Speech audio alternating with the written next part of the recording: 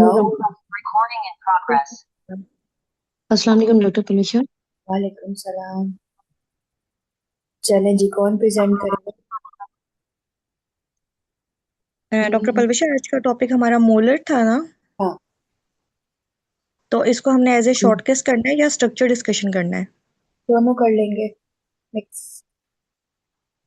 ठीक है, मैं इसको स्ट्रक्चर डिस्कशन के उस पे करना चाहती हूँ। एक मिनट। ओके, ठीक है। आपका सिनेरियो है यू आर कोई अच्छा, आप में से कोई एक चैट बॉक्स में लिखता जाए जैसे जैसे मैं बता रही हूँ सिनेरियो, प्लीज। जैनब आप लिख लो। Okay Javeria, you are R4 and about to see your patient Miss Nida, 23 years old, ठीक है, presented to you with complaint of 7 weeks of pregnancy and she has excessive vomiting and pervaginal spotting along with crampy lower abdominal pain for past 2 weeks. And gravida para क्या बताया आपने? Gravida para नहीं है यहाँ पे, she is primary. ठीक है, ठीक है। हर प्रेगनेंसी टेस्ट इज पॉजिटिव जी। and her investigation revealed hemoglobin of 12 gram per deciliter and sorry, beta haemoglobin कितनी कितनी बताई आपने? 12 12। Okay, and beta HCG is very much high, like it's in lakhs. Okay. Now this is a structured discussion. How will you take history? How will you further investigate, do examination, and how will you manage? Okay, doctor Palvisha, ये examination please बताइएगा, मैं disconnect हो गई थी। Examination finding नहीं है जैनब, सिर्फ investigations दी हुई है, हीमोग्लोबिन और बीटा एचसीजी। बीटा एचसीजी क्या बताया आपने? In very lakhs. हाई लिखा हुआ है यहाँ पे, लाइक इन लैक्स। और HB?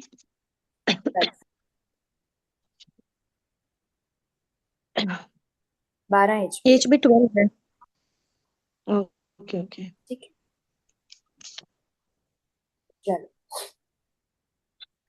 I have read the scenario and I am ready for the structure discussion. After mutual introduction, confirmation of the case, I will ask the missing demographic details, including the name and the education and the occupation status. Is it consanguineous marriage and what is the blood group of the patient? After that, I will proceed for the history of presenting illness, like she is having the excessive vomiting, pervaginal spotting, and the lower abdominal pain. Onset, duration, progression of these symptoms, and then I will inquire about the vomiting, the number.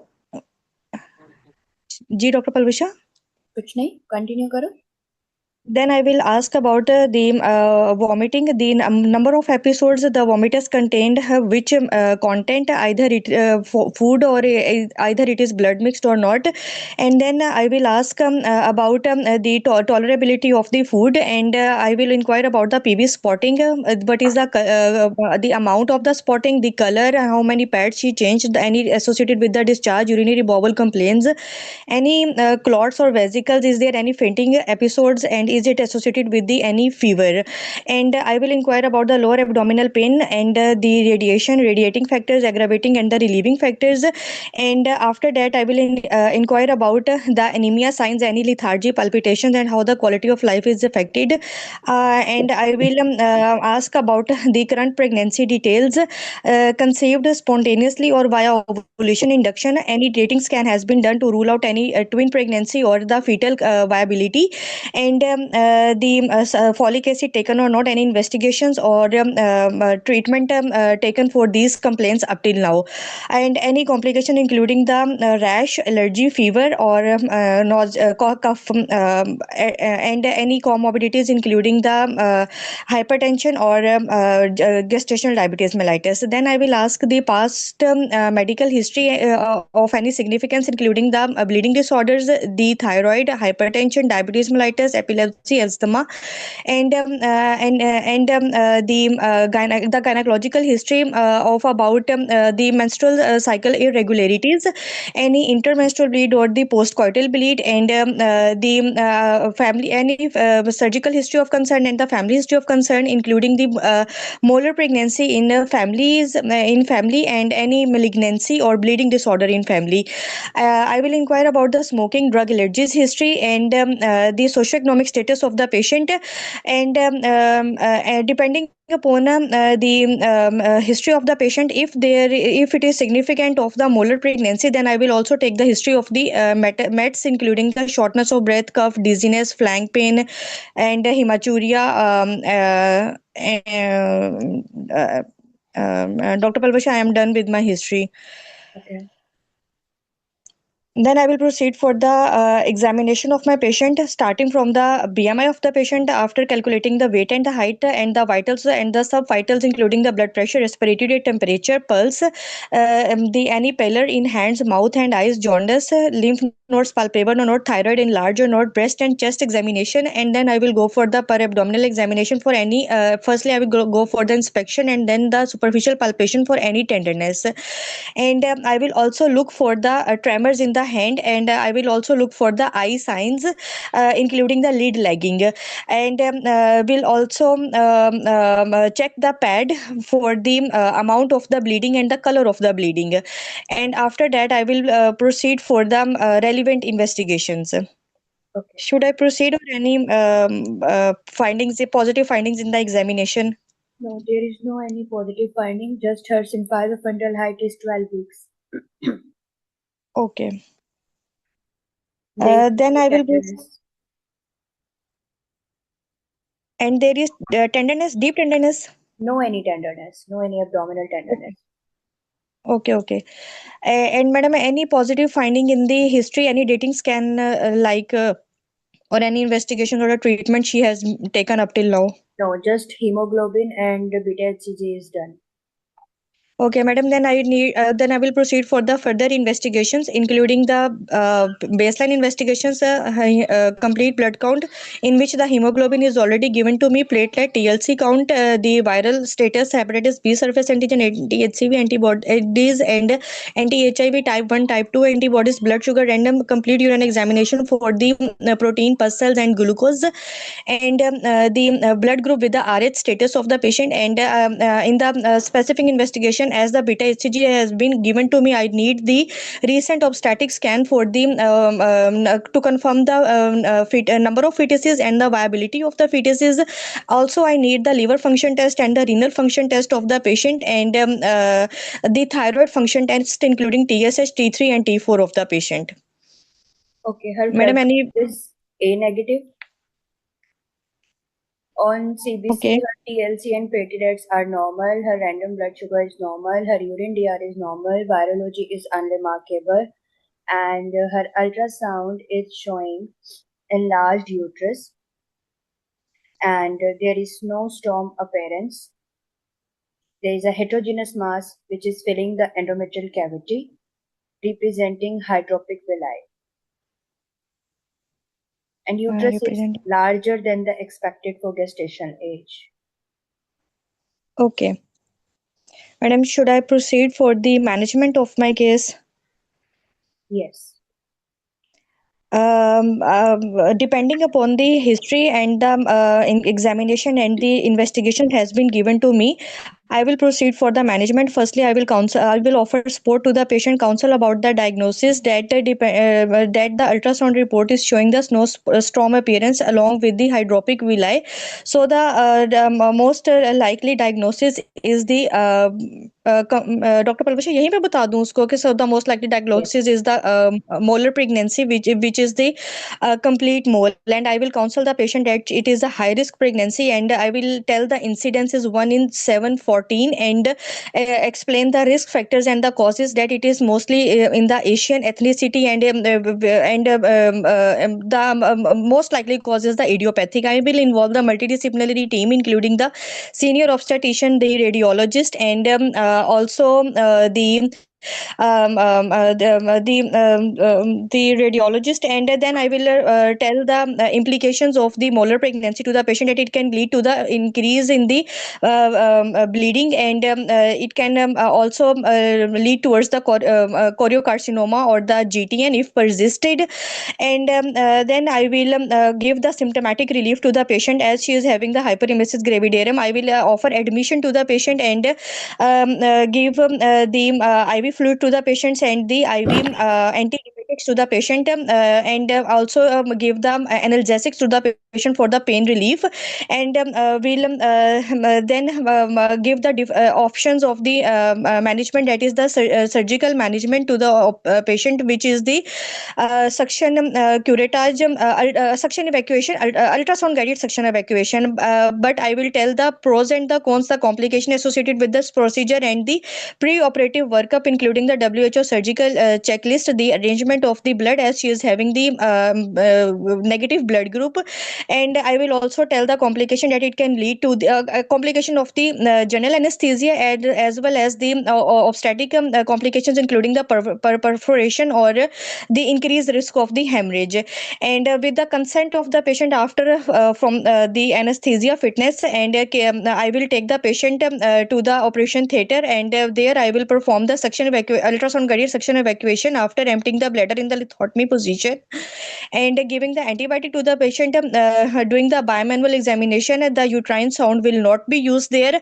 After doing the suction evacuation, the histopathology will be sent. The syntocinon will not be given to the patient, and then after this, the patient will be shifted to the recovery room. Enhanced recovery program will be implemented. The VTA risk assessment will be given, will be done. NTD will be given to the patient, and the everything will be documented, debrief to the patient, and antibiotic painkiller will be given to the patient, and the follow up with the beta HCG after 48 hours will be done, and the risk of the GTN, which is the 2%, will be explained to the patient. And I will also tell that if it persists, and if there is the risk of the persistent GTN, then there will be the risk of the chemotherapy, which is about 13 to 16% in the complete mole. Once my patient is stable, I will discharge the patient with the red flag signs, and will ask her for the follow up with the histopathology report. And during the each visit, I will look the patient for the chest symptoms, any neurological signs, liver and the renal, and assess the pervaginal bleeding. I will explain that the future fertility is not compromised, and she will be needing the contraception for at least 6 months, and avoiding the intrauterine contraception device. The barrier method is the preferable method. I will counsel her for the next pregnancy for the early booking, and doing the early booking, and the early ultrasound at the 10 weeks, as the recurrence rate is 180 after the first pregnancy. I will provide the patient information leaflet to the patient, and will address any other further concerns of her. Challenge very, आपका time भी हो गया और आपका scenario भी खत्म हो गया. You have manage very well. अब हम आ जाते हैं सबसे पहले आपकी हिस्ट्री पर. आपकी हिस्ट्री माशाल्लाह आपने सारे पॉइंट्स ही कवर कर दिए, लेकिन इसमें बस मैं एक चीज ऐड करना चाहूंगी. आपने हिस्ट्री में जब आपको एक्सेसिव नोजिया वोमिटिंग मिलता है ना, वो मॉलर में मिलता है या वो वैसे ही प्रेगनेंसी में आपको मिलता है, तो आपने प्यूक स्कोर जरूर पूछना होता है और पूरा उसका नाम लो. ठीक है ना, मैंने ये पहले भी बताया था आप लोगों को. जी आपने पहले भी बताया वेरी था. Much important. और जब आप पेशेंट से हिस्ट्री ले रहे होते हो, तो 3 सवाल जब आप पेशेंट से करोगे ना, तो वो एग्जामिनर को पता चल जाएगा, रोल पेयर की बात करी, कि आप ये प्यूक स्कोर पूछ रहे हो. ठीक है. और स्ट्रक्चर डिस्कशन में भी आपने प्यूक स्कोर जरूर बोलना है, क्योंकि जहां जिस सिनेरियो में नोजिया, एक्सेसिव नोजिया वोमिटिंग है, पेशेंट की प्रेजेंटिंग कंप्लेन, वहां आपका इसका प्यूक स्कोर के मार्क्स जरूर हैं. ठीक है ना जी. तो इसके 4 क्वेश्चंस पूछने आने चाहिए आपको, इसमें भी और वैसे भी. ठीक है, स्ट्रक्चर में भी और रोल प्ले में भी. उसके बाद तो आपने मोस्टली हिस्ट्री तो सारी ले ली थी. फिर मैं आपके आती हूँ आपकी इन्वेस्टिगेशंस पे. एग्जामिनेशन भी आपने सारा सही कर लिया, सारी चीजें आपने टच एक चीज पूछना डॉक्टर पलवशा, मैं थोड़ा सा कंफ्यूज हो गई थी कि मैंने ना मेट्स की हिस्ट्री लेनी थी, तो वो मुझे पहले ही लेनी चाहिए? क्योंकि देखें, जिस तरह मुझे तो अभी पता था ना कि ये मोलर है, तो पहले ही लूं या फिर बाद में लूं? मैं इसमें पहले कंफ्यूज हो गई थी। पहले इस पर आती हूँ मैं। ठीक है। पहले आपने हिस्ट्री ऑलमोस्ट सारी ली है, लेकिन जो चीजें मैं लिख रही थी ना, जहां पर आपको जो चीजें पूछनी चाहिए थी ना, वो मैंने लिखी आपकी, लेकिन आपने वो एंड में फिर पूछ ली। इट मीन्स कि जो चीज रेलिवेंट है ना, इम्पोर्टेंट है, उसको आप उधर ही पूछो। हवा मैं बताती हूँ, एंड में बताती हूँ फ्यूक स्कोर का। ठीक है ना। देखो, आपने प्रेजेंटिंग कंप्लेन, आपने एक्सेसिव नोजिया वोमिटिंग का पूछ लिया, आपने उसके पेन का डिटेल्स भी पूछ ली, और उसके बाद फिर आपने उससे थायराइड के सिम्टम्स भी पूछ लिए। जब आप मोलर सोच रही हैं, तो फिर आप मोलर, जरूरी तो नहीं है मोलर आपके पास इनिशियल स्टेज पर ही प्रेजेंट करे, है ना। हम्म। वो जी जी। एडवांस भी प्रेजेंट कर सकती है। हो सकता है एसओबी को पेशेंट ने इतना ज्यादा लिफ्ट नहीं कराया हो, उसने नोटिस ना किया हो, बट हमारे ही तो, हमें तो पता है ना कि ये पूरा एक इस तरीके से पूरा एक सीरीज चलती है पूरी। तो मुझे तो यहाँ पर ही इससे मैलिग्नेंसी के सिम्टम्स पूछने हैं। मैं ऐसे कैसे चेस्ट चेस्ट एक्सरे में इन्वेस्टिगेशन में तो मैं ऑर्डर कर रही हूँ, लेकिन मैं हिस्ट्री में भी तो उससे पूछूं। आपने सारी पूछी, पर आपने थोड़ी सी लेट पूछी, देर से। जी, वो मैं कंफ्यूज हो गई थी कि मैं अभी पूछूं या फिर मैं पूछूं ही ना, इस वक्त फिर मैंने लगे, मैंने बोल दिया, मैंने कहा आपकी चलो जो पूछ लेती हूँ। पीसी की एचओपीसी होती है ना, उसमें ये सारी चीजें आती हैं, आपने वो सारी ठीक पूछनी है। होती है एट द सेम टाइम। ठीक है, बार बार नहीं हम जी बैक एंड फोर्थ करते। अच्छा, उसके बाद फिर अब आ जाओ आपकी इन्वेस्टिगेशन पे। इन्वेस्टिगेशन आपने सारी मुझसे मांग ली। थायराइड प्रोफाइल जो है ना, आपने जो मुझसे मांगी थी, अगर वो इंडिकेटेड होगी ना, तो हम करवाते हैं, अदरवाइज हम नहीं करवाते। आपको अगर हिस्ट्री पे कुछ ऐसे सिम्टम्स मिलते हैं पेशेंट के, तो आप करवाएंगी। अगर आपको स्ट्रक्चर में फाइंडिंग में कुछ भी नहीं दिया गया, तो आगे थायराइड प्रोफाइल कराने की जरूरत नहीं है। If it is indicated, only then you will ask for it. Role player में भी अगर पेशेंट ने आपको हिस्ट्री दी है, then you will go for it. ठीक है। जी। अच्छा, फिर अल्ट्रासाउंड के फीचर्स मैंने आपको बताए थे। अब देखो, कंप्लीट और पार्शियल में जो मेन डिफरेंस जिससे हम कंफर्म करते हैं कि this is complete and this is partial, वो क्या होता है एक फीचर अल्ट्रासाउंड में? विलाय का। विलाय का नहीं, वो तो फोकल और डिफ्यूज। आगे बताओ, एक और इम्पोर्टेंट। फीटल पार्ट्स होते हैं, पार्शियल में फीटल पार्ट्स नजर आते हैं। हम्म। ठीक है जवेरिया, मतलब ये आपको मुझसे जी जी। अल्ट्रासाउंड पे पूछना था। जब मैंने आपको सारे फीचर्स बताए ना, तो आई वॉज वेटिंग, मैंने खुद ही आपको नहीं बताया था नो फीटल टिश्यू के, देखूं आप पूछते हो या नहीं। ये आपने पूछा। Hmm. And the most important thing, यहाँ पर ही मैं आपको एक चीज बता दूं। जरूरी नहीं है एग्जाम में आपको डायरेक्ट जो है वो बता दिया जाए कि अल्ट्रासाउंड के features are suggestive of complete mole या फिर पार्शियल। आपको इन दोनों के जो अल्ट्रासाउंड फीचर्स है ना, you suppose to know this. ठीक है, हो सकता है जैसे मैंने फाइंडिंग्स आपको बताई हैं इस तरह से आपको मिले, ठीक, या फिर जी बहुत काइंड है तो फिर वो आपको सिंपल सिंपल क्लूज दे देंगे, जैसे मैंने आपको स्नो स्टॉर्म अपीयरेंस तो बता दिया था। ठीक है, या जी। स्नो स्टॉर्म अपीयरेंस वाला एक अल्ट्रासाउंड सामने रख देंगे, वो भी बहुत इजी, हमने बचपन से देखा हुआ है, हम देख लेते हैं उसको, हम कर लेते हैं फाइंड आउट कि ये कंप्लीट मोलर है। ठीक है ना।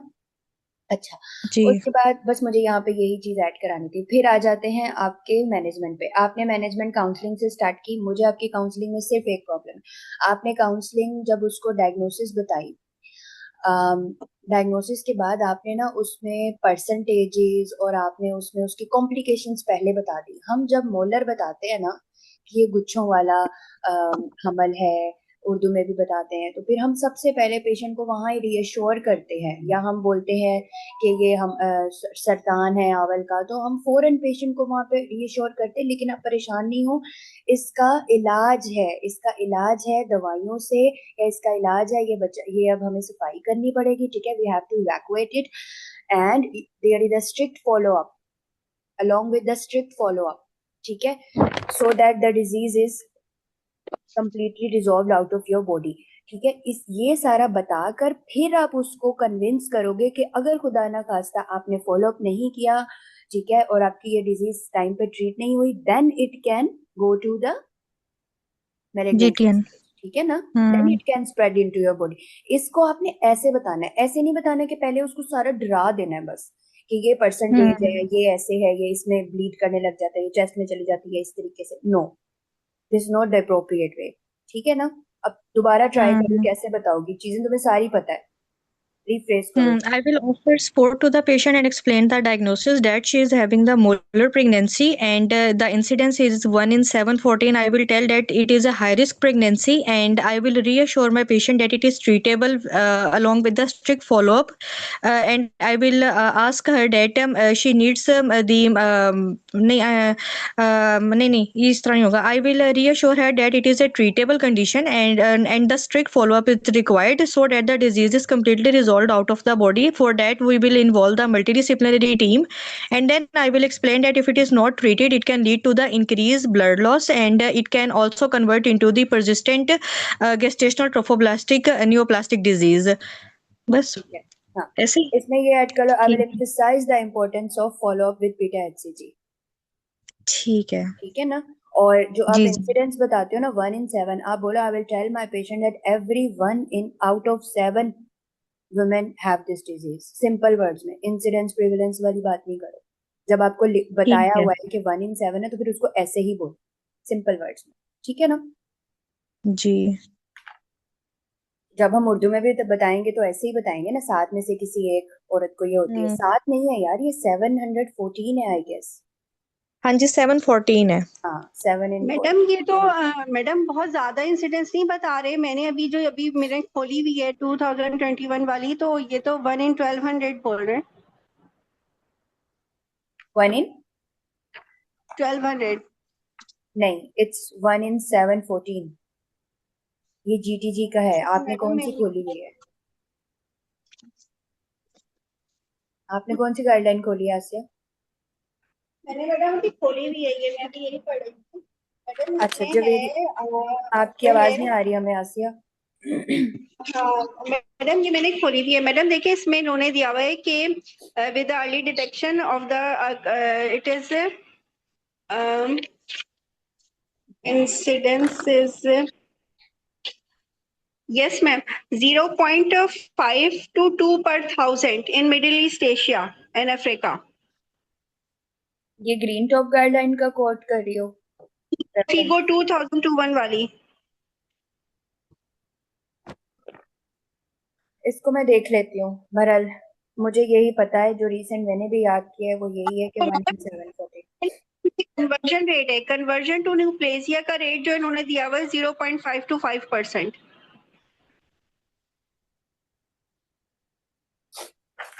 एक मिनट.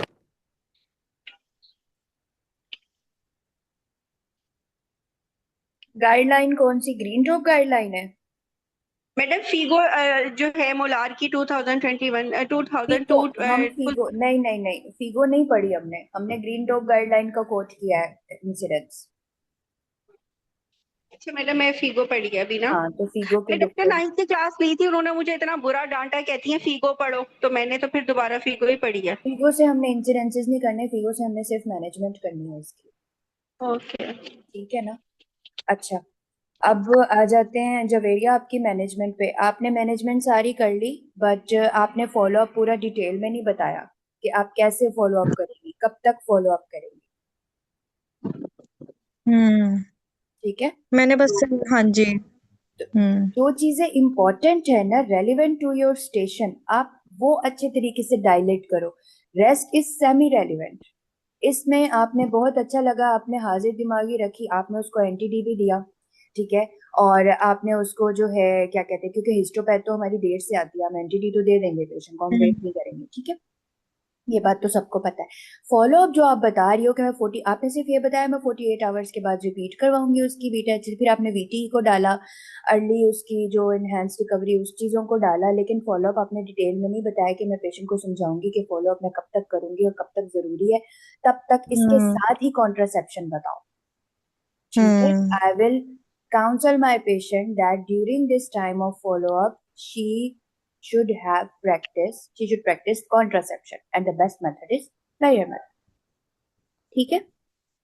तो जी चीजों को ना कंसाइज करो. आपने सारी बातें बताई, आपने कुछ स्किप नहीं किया, बट आपने देर लगा दी. जो चीज आपके एग्जामिनर को सुननी है ना there and then, relevant to the scenario, वो चीज आप you are taking time to deliver that. Doctor Palvasa मैं एक बात बोलूं. डॉक्टर पलवशा, इसमें ना तीन तीन पॉइंट्स दिए हुए हैं। जो फिगो है ना, इसमें इन्होंने लेटेस्ट में ना 3 पॉइंट्स दिए हुए हैं कि जब भी पोस्ट एवोक्यूएशन आपने फर्स्ट 48 आवर्स कराया, फिर उसमें नंबर 1 में आप के पास 3 कैटेगरीज आएंगी। नंबर 1 में आप फिर वीक पे करवाएंगे for day 1, day 7, day 14, day 21। अगर प्लेटू रहता है तो फिर उस कंडीशन में आपको पोस्ट मोलार फॉलोअप है, आप सिंगल एजेंट कीमोथेरेपी के लिए फॉलो करेंगे। अगर फिर आपने डे 1, डे 7, डे 14 पे करवाया, अगर राइजिंग होता है तो फिर भी उसमें भी आप उसको फॉलो करेंगे कीमोथेरेपी के लिए। और थर्ड, अगर आपको जो है वो इन क्लिनिकल एविडेंस मिलती है इन्वेजिव की, तो इसमें अभी इन्होंने ना फॉलोअप इस तरह से चेंज किया है ना। हाँ, नहीं, इसमें जो तो आप वो नहीं फॉलो, बताते डॉक्टर पलवशा, देखो, कंप्लीट और पार्शियल का, कि जैसी रिपोर्ट आएगी तो उसके अकॉर्डिंग करना है, वीकली वीकली करते जाएंगे और यूजुअली नॉर्मल हो जाता है विद इन 56 डेज। ये जो बता रही है ना फॉलोअप, ये जीटीएन का बता रही हैं। आप जीटीएन का बता रही हो? मैडम ये पोस्ट एवोक्यूएशन फॉलोअप किया हुआ है मैडम, हाँ, इन्होंने पोस्ट हेडिंग डाली इवैक्यूएशन हुई है यही वाला है। पोस्ट। एक हाँ मिनट डॉक्टर यार, आसिया, मुझे ये हमने ना समझने तब दो। अप्लाई करना है अगर 56 डेज में ऐसे नॉर्मलाइज नहीं होता, तो हमने देखना है कि अच्छा वो राइज कर रहा है 4 टाइम्स में, तो भी हमने जीटीएन को सस्पेक्ट कर लेना है। अगर 3 टाइम्स पे प्लेट्यू आ रहा है तो भी हम सस्पेक्ट कर लेंगे। हाँ, आसिया, वो इसी तो जो फॉलोअप पे है, अप्लाई। अच्छा आसिया आप अच्छा, मतलब गाइडलाइन 50 खोल के डेज बैठी के। हैं। सुन लो मेरी बात प्लीज। आप जो गाइडलाइन खोल के बैठी हो, आप खोल के बैठी हो diagnosis and management of gestational trophoblastic disease.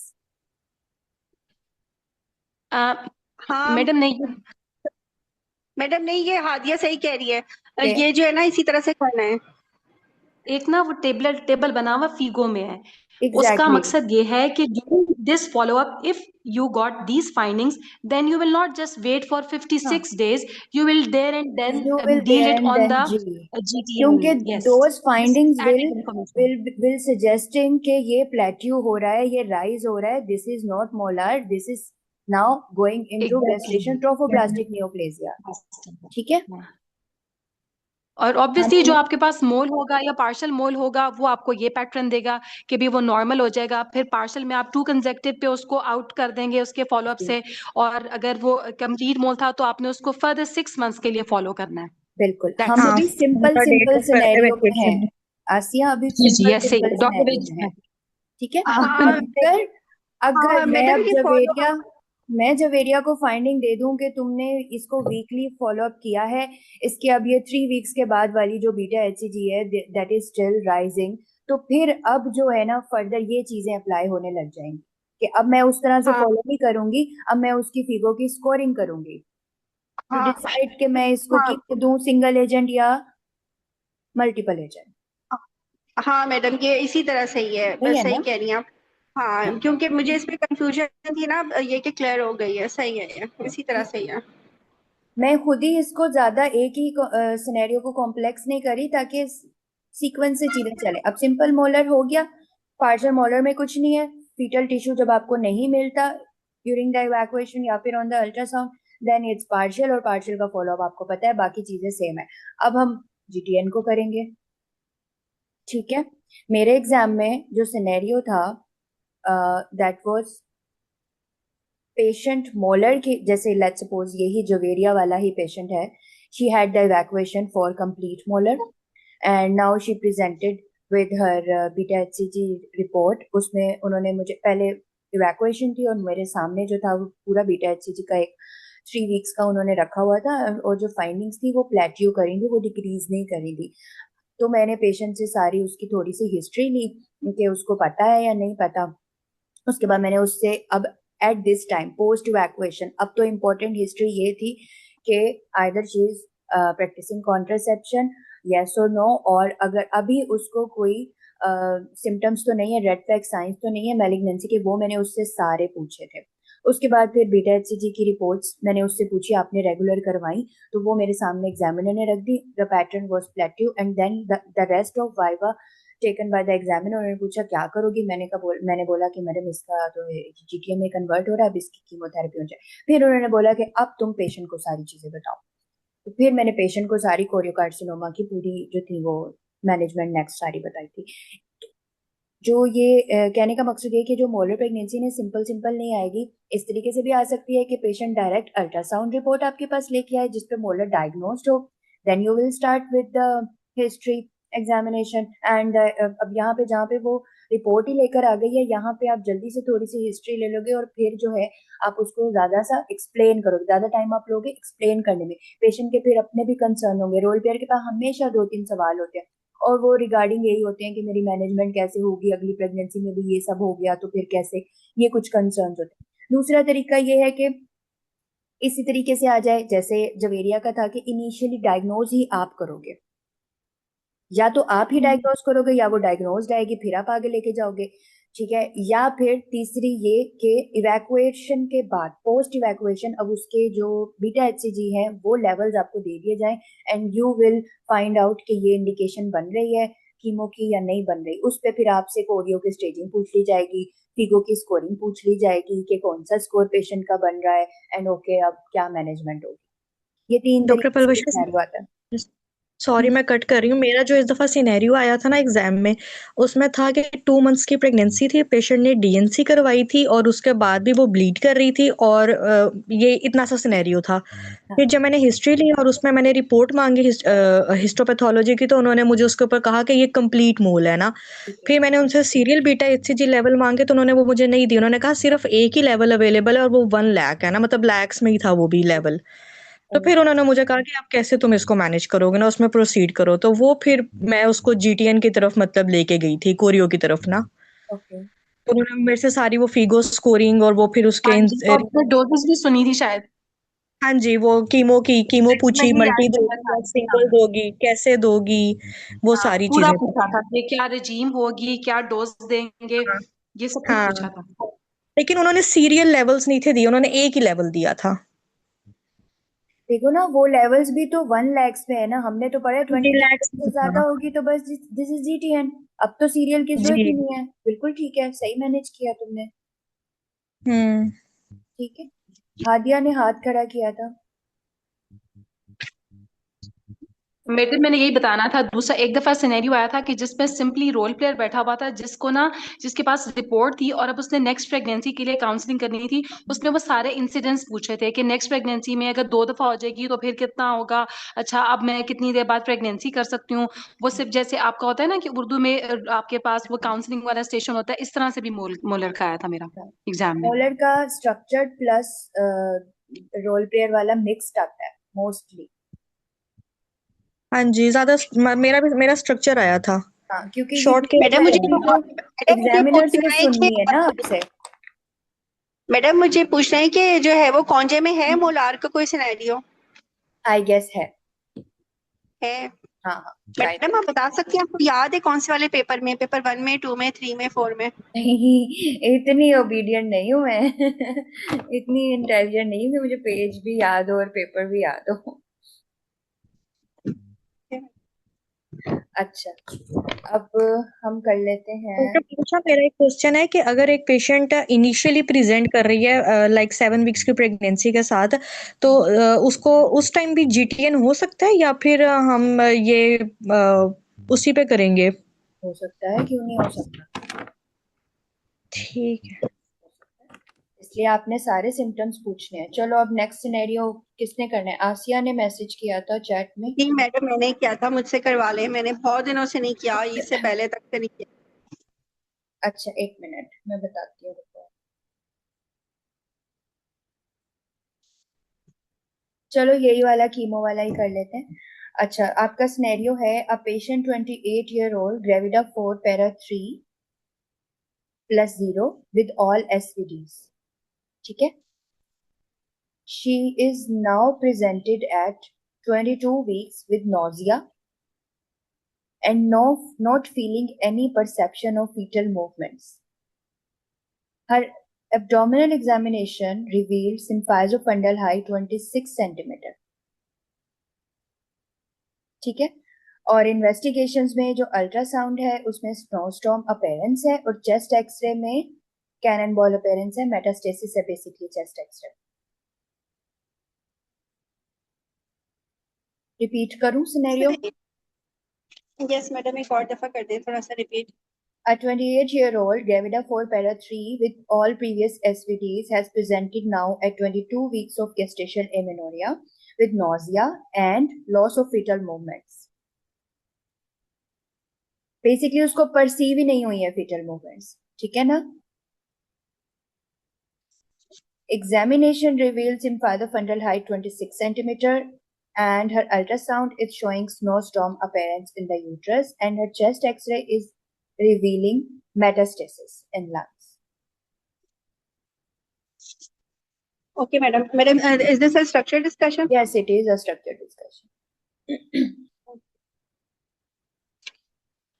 Assalamu alaikum. I am Asia, exam candidate. I have read the scenario and ready for the structured discussion. After mutual introduction with my patient, confirming her biodata, I will inquire the remaining details, how long she is married for, and her last menstrual period and the regularity of the menstrual cycle.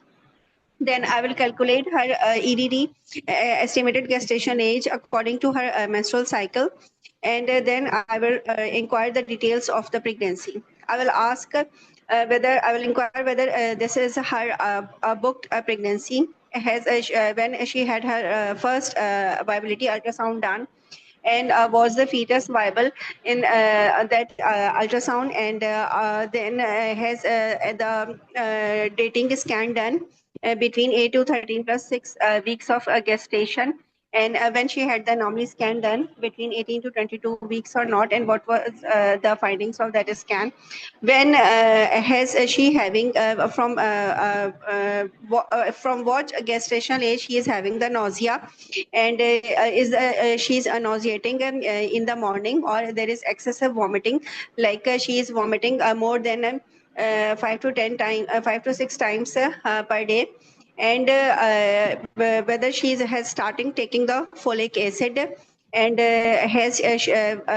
she has perceived any fetal movement till yet or not, and any other associated symptoms in this pregnancy. And then I will inquire the details of her previous any associated symptom like the vaginal bleeding or discharge or pain, etc. Then I will inquire the details of her obstetric history, the previous child, they were normal vaginal delivery, any antenatal, intrapartum or postpartum complication in those pregnancies, any history of the molar pregnancy or twin pregnancy in either of those previous pregnancies, and the last born child age, and whether those babies are alive and healthy, and were they hospital delivery or the home delivery. Then I will inquire any history of diabetes, hypertension, thyroid, molar or twins, or any disorder or any renal disease in her immediate past or in her family, or in her family, and then if whether there is any history of intake of tobacco or alcohol or any addiction drug, or allergy to any specific drug present, and what treatment does a patient taken till yet for her pregnancy, and whether she is having the regular antenatal visits with her gynecologist or not, and whether she is socioeconomically well. Then I will go for the examination of my patient. I will calculate her BMI and check her vitals, blood pressure, pulse temperature.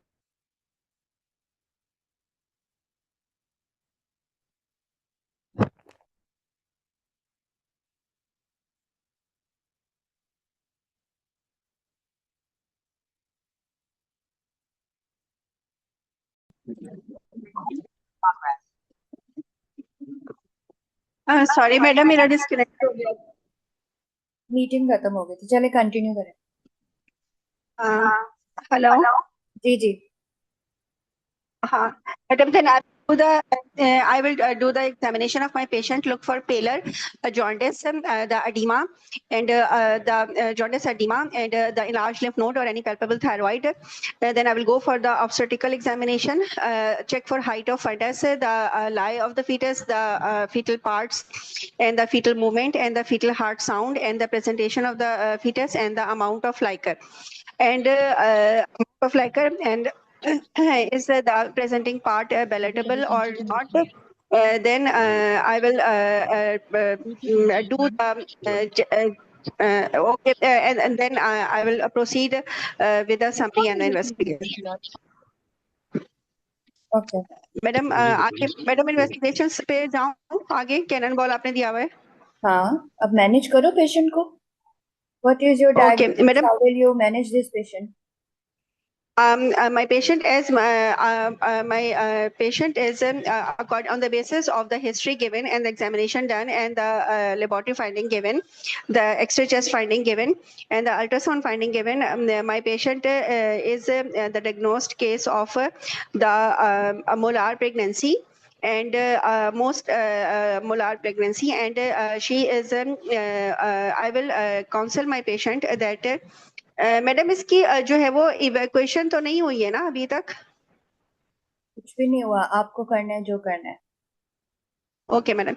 I will counsel my patient that she is having the pregnancy, which is not a normal pregnancy, and this is a variant of the normal pregnancy, and it's called as the molar pregnancy or gestational trophoblastic disease.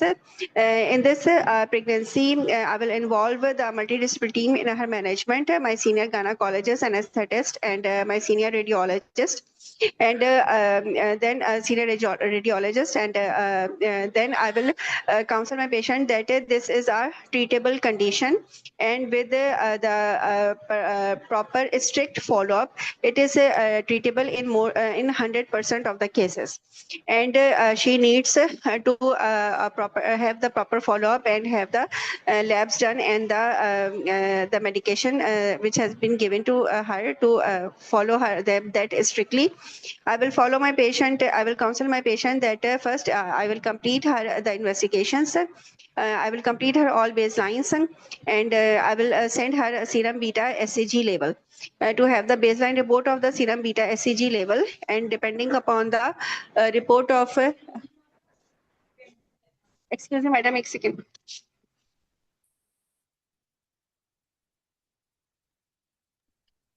And I will follow up with a report of the beta SCG, and depending upon the level of the beta SCG and the other labs of the patient, then I will proceed with her management. I will first do her FIGO scoring according to the FIGO.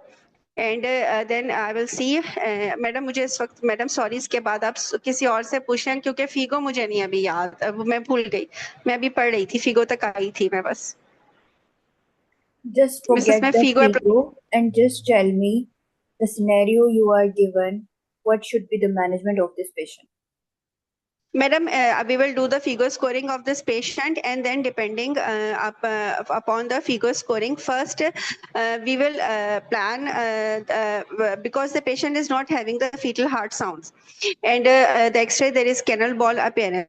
So this is not a viable pregnancy, and most probably this is a complete molar pregnancy because it has been invaded into the lungs. Then we will look for the metastasis to the other organs also, like we will have the CT abdomen pelvis of this patient, and if necessary we can also have the MRI brain of this patient to see the dissemination of the molar pregnancy and the beta CG report level, and then all the criteria which are fulfilled on the FIGO, we will do the scoring according to that, and then we will plan the chemotherapy for this patient, whether the single agent regimen applies to this patient or the multi-agent regimen is applying to this patient, and then we will follow that regimen according to the beta SCG level and the symptoms of the patient. okay so I will give you FIGO scoring her FIGO scoring is 5 5 yes Okay, this FIGO scoring this falls under the low risk group, and this is most probably the FIGO scoring 2 or 3 of the molar patient falls under the category 2 or 3 for the gestational trophoblastic neoplasia, that is a low risk group, and then this group with a proper follow up we can have the 100% cure of this disease. First, I will plan the evacuation of suction evacuation along with my MDT with a senior anesthetist and all the arrangements arrangements made in the OT with the GA, proper GA, anesthesia, fitness, the blood arrangement, at least depending upon the hemoglobin level of my patient, with the blood arrangement, the WHO surgical safety pre-op intraoperative checklist. I will do the suction evacuation of this patient. And after doing the suction evacuation of this patient, and after completing all the labs, then I will further, after the evacuation, when the evacuation it is completed, like I will again do the beta CG report 48 hours after the evacuation, and I will repeat the ultrasound of my patient to see that the evacuation has been done completely and there is no residual fetal part or the maternal part inside the uterus. And then I will repeat the beta CG, and then I will decide if still then this patient falls under low scoring, then I will follow up her with the beta CG level for on the day 1, day 7, in the day 14 and the day 21. If it's rising, then I will follow the single agent chemotherapy with the methotrexate, preferably alternating with the folinic acid. And in the dose, I think 15 mg IM. 25 mg IM IV slow daily for 5 days, and then with the folinic acid, and then repeated after 2 weeks for the repetition of the and then follow up after 2 weeks with the beta CG level for whether the methotrexate needs to be repeated or not. And then if there is a improvement, there is a fall in the beta CG, and fall in the beta CG at least greater than 15% of the previous report, then I can repeat the methotrexate dose and follow my patient with the beta CG report. And if there is not good response with the methotrexate, then I can also go for the single agent therapy with the actinomycin D, and then go accordingly according to the dose. Madam वो याद नहीं है मुझे। Okay अब फिर madam इसको follow करेंगे beta CG से ही, और अगर इसमें रिस्पॉन्स आ रहे। ओके आपने जी मैडम कर लिया। मेरा डॉक्टर पलवश क्वेश्चन ये है, 1 मिनट यार, अपना हेलो आप नोट करके रखिए, मैं आसिया को पहले करेक्शन करा। डॉक्टर पलवश आपकी आवाज कट कट के आ रही है थोड़ा। बाकी सबको मेरी आवाज भी कट कट के आ रही है? जी मैडम ठीक आ रही है। ओके अच्छा आसिया, आपने इस पेशेंट का आपको पता जी मैडम अभी इसमें आगे ओके लंग्स में मेट्स हैं, ठीक है, और 22 वीक्स की गेस्टेशन है और उसको फीटल मूवमेंट परसीव नहीं हुई। Is it molar, is it GTN based on the chest metastasis? Madam इसमें आपने जो है ना वो मुझे स्नो स्टॉर्म भी तो दिया था ना स्कैन पे। Okay and then chest x ray में मेट्स आ गए, और हाँ, और उसके बाद मैंने आपको बताया था अपनी मैनेजमेंट के मैं इसका बीटा सीजी भी सबका फॉलो करूंगी कि बीटा सीजी कितना है। क्वेश्चन और फिर सुनो आसिया, 1 मिनट कोविड से बना, पहले क्वेश्चन सुनो मेरा। इज इट मोलर प्रेगनेंसी और is it GTN? Madam this is GTN because invasion हो गई है ना इसका। लंग्स का जो है वो स्कोर नहीं होता, लेकिन जो है ना अगर जैसे स्टार्ट तो हुई है तो ना, ये यूट्रस से तो बाहर निकल गई ना, स्टेज 1 ये मेट हो गई, ये न्यूप्लेजिया ही है ये, मतलब इसको जीटीएन 1 बोलेंगे, लेकिन इसकी कोई स्कोरिंग नहीं होती कैनन बॉल की ना, इसकी कोई स्कोरिंग नहीं होती। When you were explaining things you were sometimes you were saying it molar, sometimes when you were managing it you were saying GTN, when you were diagnosing it you were saying molar. No madam, मेरे back of mind में ये GTN है। Is it clear in your mind? Madam मेरे back of mind में ये scenario GTN ही है, gestational trophoblastic neoplasia. Good good good, चलो ठीक है। अब आ जाते हैं मैनेजमेंट पे। मैनेजमेंट में आपको जब एक लंग्स में मिल गए मेट्स, एक ऑर्गन में मिल गए यूट्रस से बाहर, do you think are you concerned for rest of the body organs for metastasis? Should you go for जी मैडम मैडम मुझे एक्सक्लूड तो करना चाहिए ना, और इसकी तो अभी एवोकेशन भी नहीं हुई हुई है, तो इसकी मैं पहले तो एवोकेशन करूंगी ना, फिर रिपीट बीटा सीजी करूंगी, और जो दूसरे ऑर्गन्स हैं उनके मेटास्टेसिस को कंफर्म तो करूंगी ना, एटलीस्ट सीटी एब्डोमेन पेल्विस तो करवाऊंगी। ब्रेन चैलेंज छोड़ दें, क्योंकि ये अगर अर्ली स्टेज है तो ब्रेन में नहीं होगा, लेकिन सीटी हम्म, एब्डोमेन पेल्विस तो हमें कराना चाहिए ना इसका, यस, एवोक्यूशन के बाद बी टेस्ट रिपीट करने के बाद, और फिर बिल्कुल हमें फर्दर मैनेजमेंट आफ्टर एवोक्यूशन और आफ्टर एवोक्यूशन बीटेसीजी और आफ्टर एवोक्यूशन इसके जो मेड्स हैं, तो फिर हमें उसको आगे फिगो करना, दोबारा फिगो करनी है, और फिर हमने इसकी प्लान बनाना है। शाबाश, यही मुझे सुनना था, जो मुझे जब आप बता रही थी तो मुझे नहीं सुना कि आपने इसको अदर बॉडी पार्ट्स में इसके मेट्स एक्सक्लूड किए हैं या नहीं। मैडम मैं सही से आपको ना इंग्लिश में बोल नहीं पाई, मतलब मैं जुमलों मैं को नहीं समझ बना गई पाई ना एकदम से। हूँ लेकिन हाँ, अब जो लेकिन है ना, ये जुमले बनाना हाँ शुरू कर हाँ दो, इट्स वेरी नियर। ठीक है जी ना, madam, it's the time. Madam यही ओके, तो कर रही हूँ, अभी मैं सुबह से बैठ के लिख ही रही हूँ, मैंने फिको यही निकाली थी, मैंने मोलार और मैं इसके जुमले ही बना रही थी, तो मैं इन लोगों का भी मैंने हिस्ट्री सुनी थी जवेरिया की, तो फिर मैंने उससे भी थोड़े से सेंटेंसेस लिखे, फिर आपकी बातों से भी लिखे, अभी आज मैं मोलार ही करूंगी रात तक। ठीक है, ओके। अब आप सिंपल बोलो, madam, as the FIGO scoring is less than 6, so my patient is falling under low risk GTN, so the most appropriate management for this patient is single agent. ठीक है, अब मुझे ये बताओ, सिंगल एजेंट गायनेकोलॉजिस्ट दे सकती है?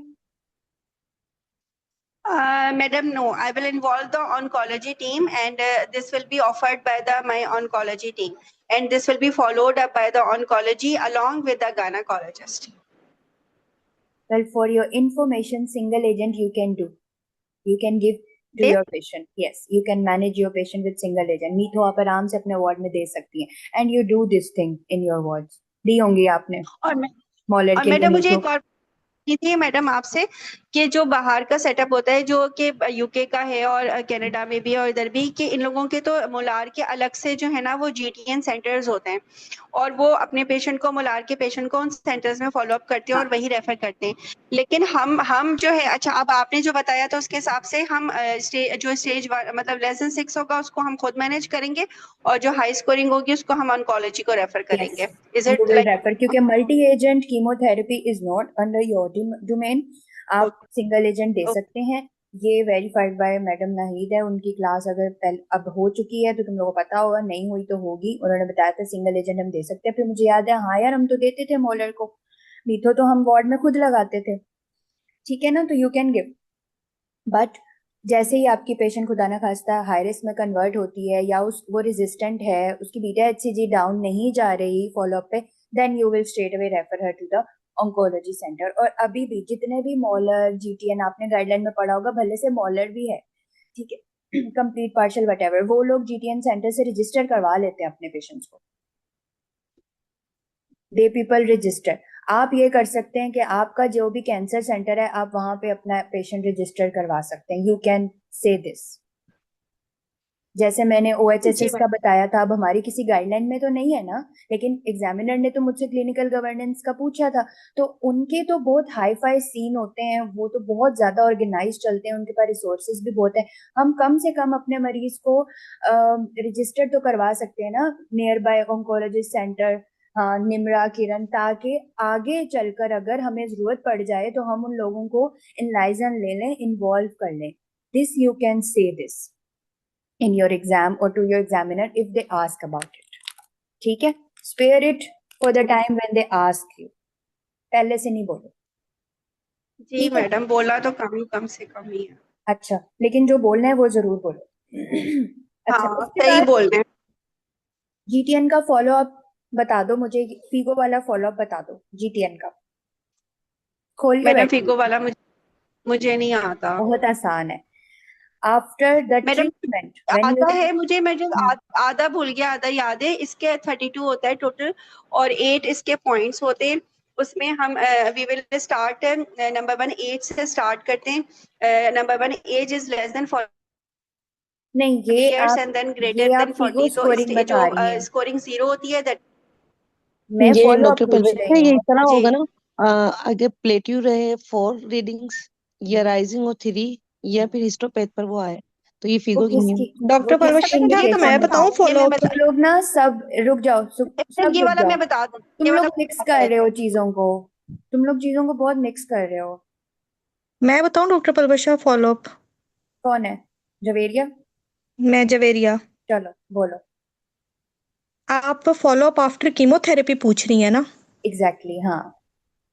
हाँ जी, तो उसमें हम लोग 6 वीक्स तक 1 वीकली करते हैं, देन 6 मंथ तक 2 वीकली करते हैं, फिर 1 ईयर मंथली करते हैं, और फिर 6 मंथली लाइफ टाइम करते हैं। And your reference for this follow up? Madam नहीं समझ आया मुझे मैडम, ये मुझे कैसे भी नहीं इन्होंने आया, किया है। इसीलिए पूछ रही हूँ रेफरेंस क्या है। जवेरिया कहाँ से पढ़ा है? मैम ये तो जब हमने थ्योरी में पढ़ा था ना डॉक्टर हीरा के कोर्स ये में, अब मैंने तो तब ऑब्सोलीट पढ़ा हो था। गया चंदा, ये ऑब्सोलीट हो गया, 2021 में अपडेट हुई है। अब ये मेरा लैपटॉप इतना स्लो है कि मैं फॉलो अप पर जाना चाह रही हूँ, मुझे मिल नहीं रहा। Well it's monthly for 1 year. रुको मैं खोल लूँ इसको, पेज आ जाए ना।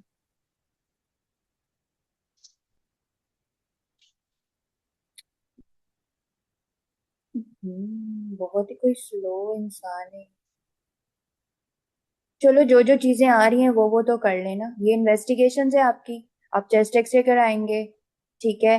सीटी लंग में note B use in the risk, छोड़ दो इसको। लिवर मेटास्टेसिस के लिए अल्ट्रासाउंड, सीटी, ब्रेन मैक्स, ये सारी आसिया ने बता दी। ये आपकी स्टेजिंग है।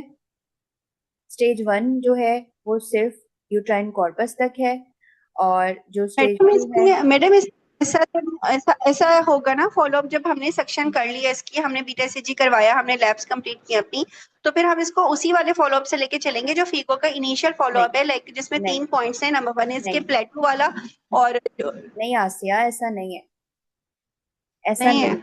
इसको तुमने जैसे ही तुम्हारी पेशेंट, तुमने उसको डायग्नोज किया, उसको मैथ्स हो गए। अब ये आपकी गेस्टेशनल ट्रोफोब्लास्टिक नियोप्लेजिया है, ठीक है, विच इज कोरियोकार्सिनोमा मोस्टली। आपका हिस्टोपैथ भी आ जाएगी। अभी आप क्या करेंगी, आप इसकी फिगो स्कोरिंग करेंगी, क्योंकि अब आपने इसको मीट उस पर डालना है, कीमोथेरेपी पे डालना है। इस टेबल के according you will do the FIGO scoring to decide कि आपको सिंगल एजेंट देनी है या मल्टीपल एजेंट देनी है, ठीक है। पहली चीज ये, आपने फिगो स्कोरिंग की, फिर आप पहला पॉइंट ये कि जो वो फोकस यूट्रस में है सारा ट्यूमर, हमने वो निकालना है, ठीक है। इस पर सबसे पहले मुझे ये बताओ, 22 वीक्स पे तुम जो इवैक्यूएशन करोगी, तुम कैसे सर्विक्स को प्राइम कैसे करोगी, ये भी मेरा क्वेश्चन था, मैं भूल गई पूछना। क्या करोगे तुम? मैडम इसको सर्विस मैडम इसको कर सकती हूँ मैं, इसको सर्विक्स को मैं इस तरह से आओ। करूंगी, क्योंकि ये पेशेंट मल्टी पेशेंट है मैडम, ये मल्टी पेशेंट है, और इसका जो है वो और मोस्ट प्रोबेबली जो है वो मल्टी पैरस ही होगा। तो लेकिन क्योंकि इसका यूट्रस साइज जो है वो बड़ा है, लाइक इट्स 26 वीक्स, तो इसमें जो है ना वो हमें पहले हम बिल्कुल लो डोज में हम इसको सेंट्रोसिनॉन देंगे, और उसको विद केयरफुल मॉनिटरिंग देंगे, और उससे सर्विक्स भी प्राइम होगा, और इससे उसका size of height of fundus भी कम होगी। ये आपने हम कहाँ पढ़ा कोशिश है? करेंगे कि उसको, मैडम ये तो बस ये जो बस ऐसे लिखा हुआ है मेरे पास मैडम, ये नहीं मेरी गाइडलाइन में ही साइड पे जैसे नहीं मैनेजमेंट नहीं, बताते हैं इस तरह नहीं, इस तरह नहीं पढ़ना प्लीज। एग्जाम के लिए तुम लोगों ने जो थ्योरी में चीजें पढ़ी है ना, तुम्हारी गाइडलाइन 6 6 महीनों में अपडेट्स होती हैं, ठीक है ना। तो हर चीज अपडेट पता होनी चाहिए। आप सिंटो नहीं दे सकते, आप जब इवैक्यूएशन करेंगे उसके बाद देंगे आप, ठीक है ना। इवैक्यूएशन के बाद आप सिंटो देते हैं ताकि यूट्रस कॉन्ट्रैक्ट हो जाए, बाद में मैडम ड्यूरिंग आपके में पास देना। गाइडलाइन खुली हुई है फीको वाली? गाइडलाइन मेरे ही पास तो खुली, अभी स्क्रीन पे मैडम शेयर इसमें ही आप दिख रहा देखिए, है। इसमें लिखा हुआ है कि सिंटो दे सकते हैं, ये मैंने अभी सुबह ही पढ़ा है। In case of excessive bleeding चंदा ऐसे नहीं दे सकते, कंडीशन अप्लाइज। अच्छा सही। हाँ, गौर से जो चीजें पढ़ते हो ना, उसका उसको गौर से उसका रैशनल भी पढ़ा करो, कि सिर्फ पढ़कर बस वो नहीं कि दिमाग में वो चीज, वो स्टेप, वो एक्शन आपने डाल लिया, क्यों वो एक्शन कर रहे हैं वो भी अच्छे तरीके से पढ़ा करो। पहली बात अब आपकी आ जाती है कि आप बोल रही हो कि सिंटो मैं दूंगी उसको सर्विक्स प्राइम। पहली बात तो तुमने बहुत अच्छी की कि मल्टीपैरासोस होगा, उसकी 3 एनवीडीज हो चुकी हैं। वैसे तो इस पेशेंट को जरूरत ही नहीं पड़ेगी, इसका मल्टीपैरासोस होगा, लेकिन इन पेशेंट्स को तो हम मेडिकल तो कॉन्ट्राइंडिकेटेड होती, मेडिकल इंडक्शन तो देनी नहीं। आपकी सिम्टोम भी तो मेडिकल में आ जाती है। आप अगर जरूरत है, लेट्स सपोज ये पेशेंट प्राइम ही होती, आप देती, इंडक्शन की जरूरत होती, वो आप मैकेनिकल इंडक्शन देती, जिसमें बेस्ट चीज है आपका फोलिस। सर्वाइकल फॉलीज, इंट्रा हाँ जी, सर्वाइकल फॉलीज। सर्वाइकल फोलिस वो बेस्ट है। मेडिकल इज कॉन्ट्राइंडिकेटेड, और ऑक्सीटोसिन लाइफ थ्रेटनिंग ब्लीडिंग के लिए है, ऐसे तो है ही नहीं, आपने देना ही नहीं है, ठीक है। सही।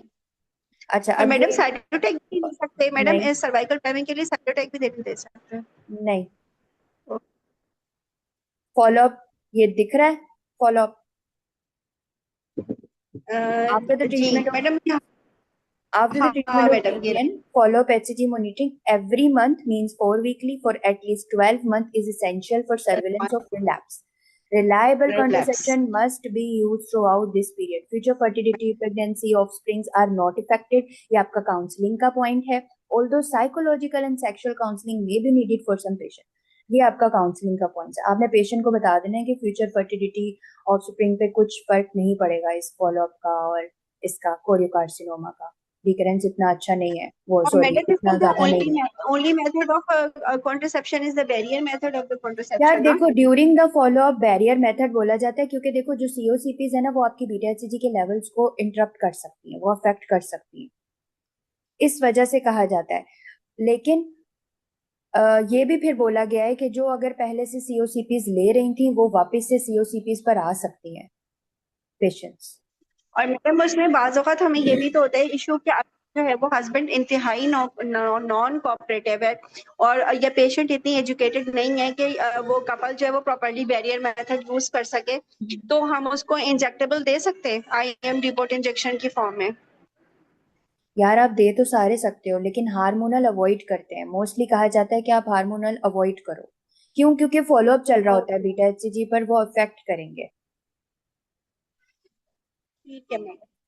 ठीक है, एक मिनट। अब ये सारे आपके डोजेज हैं, ये डोजेज यहाँ से कर लेना। हाई रिस्क की कैसे थेरेपीज मैडम होती इसमें हैं। ना 3-3 रेजिमेंट्स दिए हुए हैं मैडम, इसमें ना जो ब्लॉक्स है ना उसमें 3-3 रेजिमेंट्स दिए हुए हैं, तो हम उसमें वो से कोई मल्टी एक एजेंट है। रेजिमेंट या हाँ कोई एक कर लो। ये हम तो ये करते थे ज्यादातर, ईमा ईमा वाली हाँ, करते थे। ये रिजिम 2 है, दैट्स वेरी इजी, छोटी सी तो है। अगर ये काम नहीं करेगी तो आप ये दे दोगे। सही। सही है। अच्छा ठीक अब है। ये आपको फिगो की स्कोरिंग आनी चाहिए, इसको प्रैक्टिस कर लो, जैसे भी कर सकते हो रट लो, जिस तरीके से भी कर सकते हो इसको कर लो।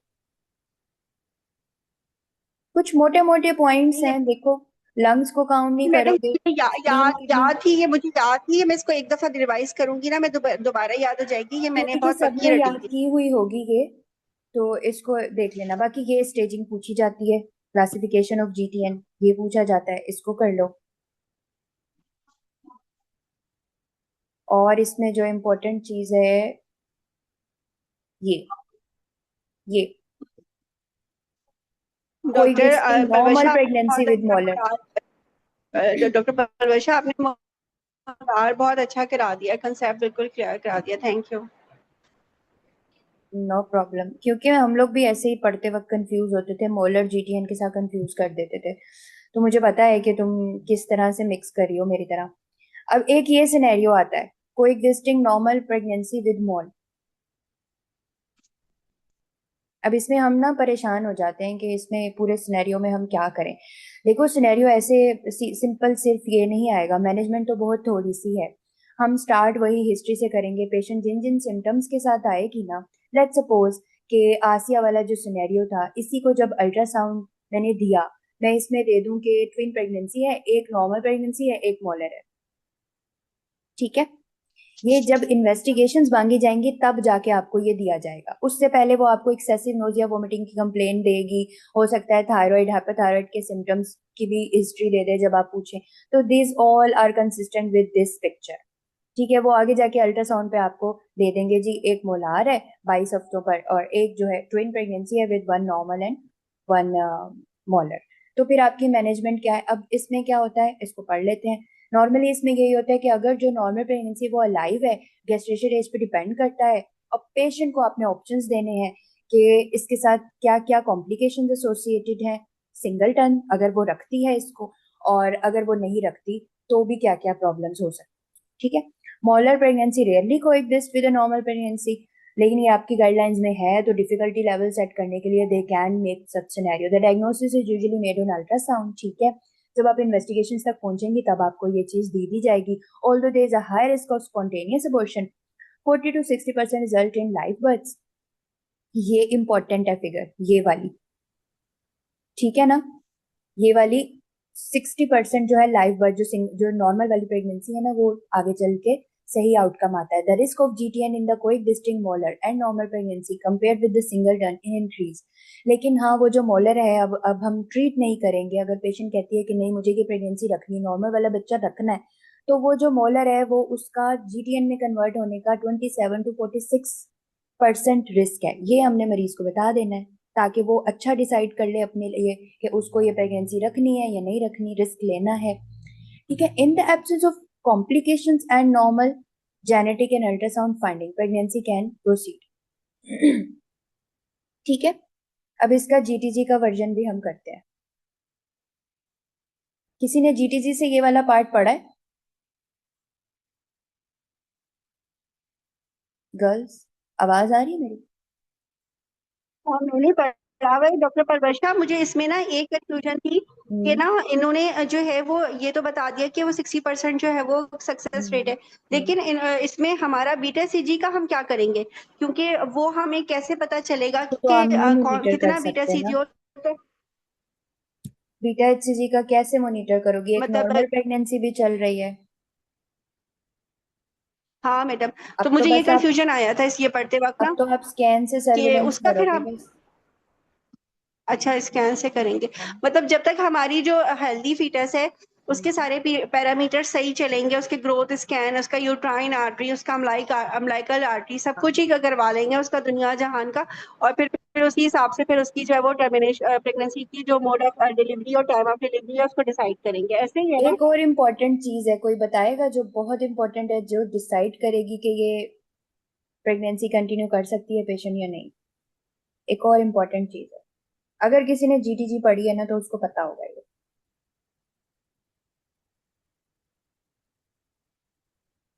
एनीबडी?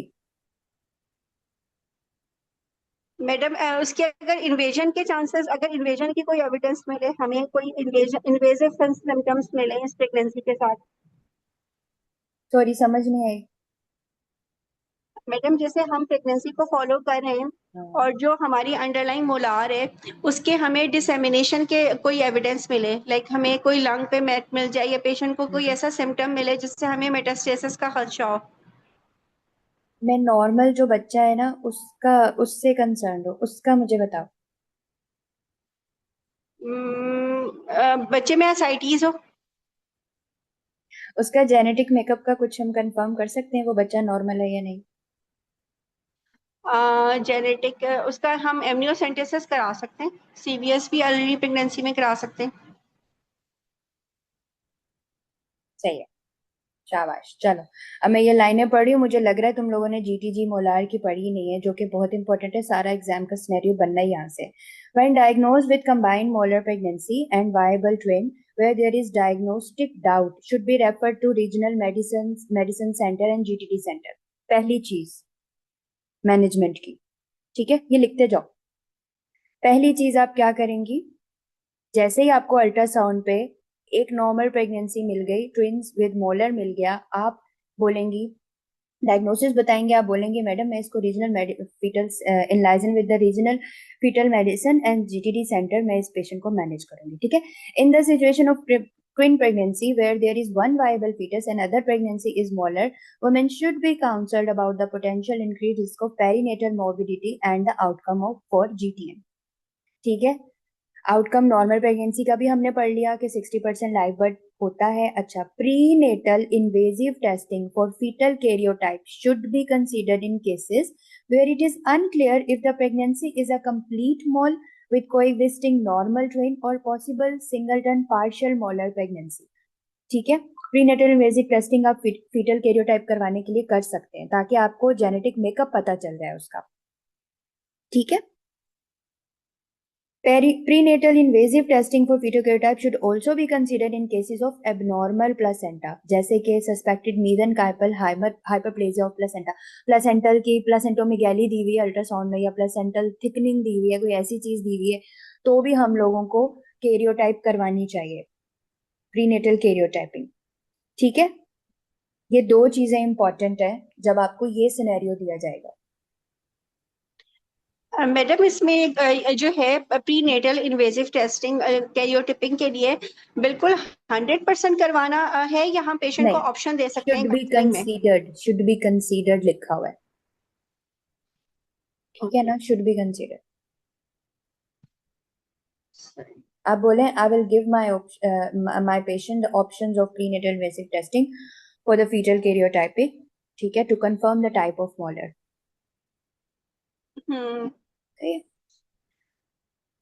अगर तो वो देखो जो मॉलर है जिसमें फीटल टिश्यू नहीं है, फिर तो ठीक है, कोई मसला नहीं है। कंप्लीट है तो आपको पता है उसका जीटीएन में कन्वर्ट होने के चांसेस ज्यादा होते हैं, 13% है आई गेस। ये परसेंटेज अब तुम लोगों को ज्यादा अच्छी याद होगी मुझसे मेरे कंपैरिजन में। एक और चीज थी इसमें, कुछ परसेंटेज है। अब देखो ये मेरे बताने से तुम लोग को याद नहीं होगा, ये सेक्शन प्लीज पढ़ लेना, it's section number 12 in the guideline. मैंने समरी आपको बता दी, लेकिन अब कुछ परसेंटेजेस हैं जो आपने पेशेंट को काउंसल करना है, बतानी है कि अर्ली फीटल लॉस 40% हो सकता है, प्री मेच्योर बर्थ का रिस्क है, ठीक है, वो जो वायबल बच्चा है, प्री क्लेम्शिया का मम्मा को रिस्क है। ये सारे रिस्क जो हैं वो रेट्रोस्पेक्टिवली स्टडीज ने फाइंड आउट किए हैं इस तरह की प्रेगनेंसीज में। बाकी कैरियोटाइपिंग हमने डिस्कस कर ली है। और some women may wish to continue with their pregnancy, increase monitoring for. फिर आप क्या करोगे अगर आपकी पेशेंट कहती है कि मुझे ये प्रेगनेंसी रखनी है, फिर आप उसको प्रीक्लेम्शिया के लिए मॉनिटर करोगे, फीटल एंड मैटरनल वेलबींग। आप पूरी प्रेगनेंसी में, ऑन गोइंग प्रेगनेंसी में आप विजिलेंटली पेशेंट को मॉनिटर करोगे। And histologic examination of the placenta is recommended and all confirm cases of GTD registered with GTD centre. समझ आई गर्ल्स? जी madam, बिल्कुल समझ आ गई। मैडम इसमें बेसिकली जो है ना, दोनों गाइडलाइंस को मिला के जो है ना वो हाँ, सही से पढ़ना है उसको ना, पूरा ये पहली इसकी वाली जो और मैनेजमेंट है, सेकंड। हाँ, इसकी हाँ, मैनेजमेंट मैनेजमेंट के पॉइंट ऑफ व्यू। बना लेना। मैंने हाँ स्क्रीनशॉट इसी का भेज दिया है, बाकी फीगो वाला तो छोटा सा था, वो तुम लोगों ने देख लिया, बस उसमें एक परसेंटेज दी हुई है। फर्दर जो कैरियोटाइप वाला इंपॉर्टेंट पॉइंट है, और फर्दर इन्वेस्ट जो इसकी फीगो वाली कॉम्प्लिकेशन है, इतनी प्री मुश्किल क्लैम्शिया, नहीं है, प्री फीगो वाली इतनी मेच्योरिटी। मुश्किल नहीं है। अगर किसी ने पहली वाली बहुत अच्छी तरह से पढ़ी है तो फीगो वाली फौरन हो जाती है, जल्दी से हो जाती है, बस एक रीड देख के उसके पॉइंट्स नोट कर लेना। गजाला आपका क्लियर हो गया? मैंने जो दोबारा रिवाइज किया है पूरा जीटीजी।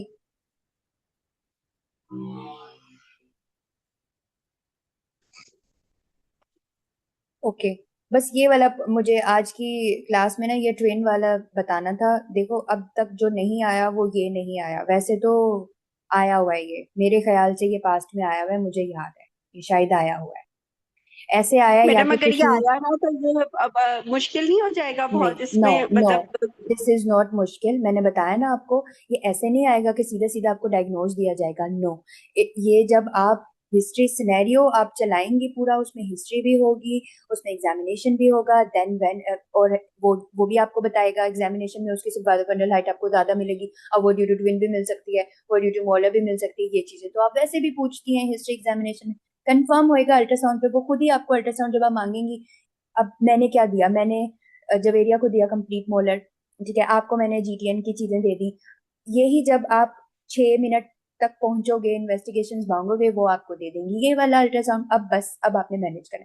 मैनेजमेंट की 5-6 लाइनें हैं, काउंसलिंग से स्टार्ट करोगी, रीअश्योर करोगी, काउंसल करोगी in simple words that this is the thing and it has this complications, and I will give the option of fetal karyotyping, and I will let my patient decide that either she wants to continue this pregnancy or not. If she wants to continue this pregnancy, then there is these risk आप सारे enlist करके बता दोगे, there is this 36% risk of prematurity, and but I will reassure that if she wants to continue the pregnancy, then there is 40 to 60% the incidence of live births, ठीक है, and I will vigilantly monitor the baby and the mother throughout the pregnancy.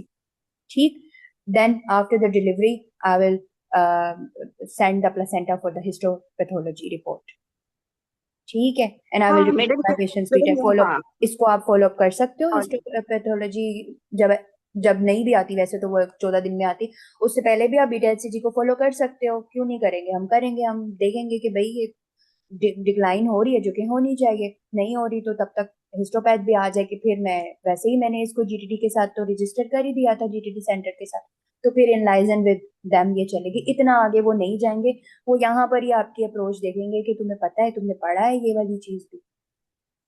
ठीक है। मैंने जब अपने paper की तैयारी की थी ना, मैंने एक केस रिपोर्ट, मुझे जिन चीजों पे ज्यादा मटेरियल नहीं मिलता ना, जैसे ये रेयर रेयर सिनेरियोज होते हैं, अब इस पे ज्यादा मटेरियल तो नहीं है, थोड़ी सी 4-5 लाइनें, तो मैं ऐसे करती हूँ कि मैं ना गूगल पे जाके केस रिपोर्ट ढूंढती हूँ, जो रिसेंट रिसेंट केस रिपोर्ट्स होती है ना उस पर्टिकुलर सिनेरियो पे, फिर उन्होंने जो मैनेज किया होता है वो मैं कंफर्म कर लेती हूँ, हाँ ठीक है इन्होंने ऐसे मैनेज किया, यही मैनेजमेंट बनेगी और इस तरह से मैं बताऊंगी। मैंने इस तरीके से इसको तैयार किया था। मैं वो केस रिपोर्ट ढूंढूंगी, मुझे मिल गई तो मैं तुम लोगों को सेंड कर दूँ। ठीक है। Thank you doctor Palwal Shah, thank you. No problem. किसी की कोई क्वेरी? 3 मिनट है, जल्दी जल्दी पूछ लो।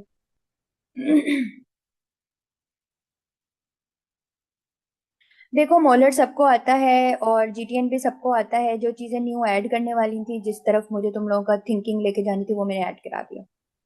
एक और चीज याद आई थी, मुझे भूल गई। कौन सी वाली टाइप है जीटीएन की जिसमें कीमोथेरेपी आप नहीं दे सकते, दैट इज कीमो रेजिस्टेंट?